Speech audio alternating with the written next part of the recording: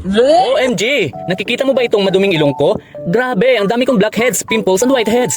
Kaya kung hindi mo lilinisin palagi ang iyong mukha, magiging dahilan ito para maging oily skin ka. Magkakaroon ng clogged pores, resulting na enlarged pores at ang tone ng skin mo is magiging dull.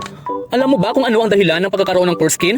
Sa totoo lang, dahil hindi natin nalilinisan ng maigi ang ating balat.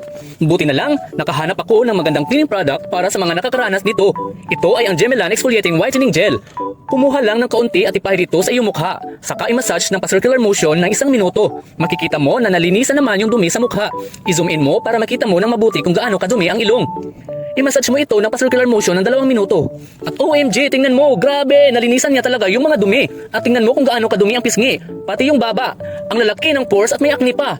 Ito yung kahihinatnan ng mga hindi talaga naglilinis palagi ng mukha. OMG, kaya pala ang dumi at maraming pores na malaki dahil dito. Itong Orange Exfoliating Whitening Gel ay naglalaman ng mild botanical exfoliating ingredients, gentle at nourishing, at may kasama na AHA sea salt na makakatulong sa iyo na ma-exfoliate ang balat mo ng mabilis.